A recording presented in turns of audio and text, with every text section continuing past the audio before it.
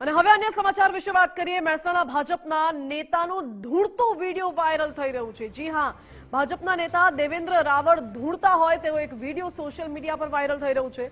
મહેસાણા જિલ્લા બક્ષીપંચ મોરચાના મહામંત્રી છે દેવેન્દ્ર રાવલ અને તેઓ ધૂળતા હોય તેવો એક વિડીયો સોશિયલ મીડિયામાં વાયરલ થઈ રહ્યો છે।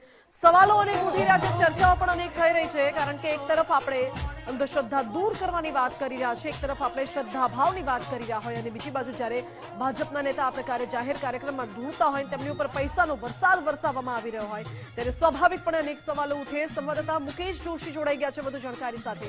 મુકેશ, ભાજપના જ નેતા અહીં ધૂળી રહ્યા છે અને તેમના ઉપર પૈસાનો વરસાદ કરવામાં આવી રહ્યો છે। ચોક્કસથી વાત કરવામાં આવે તો મહેસાણા ભાજપના નેતા ધૂળતો હોય પ્રકારનો વિડીયો જે છે ખાસ સોશિયલ મીડિયામાં વાયરલ થયો છે।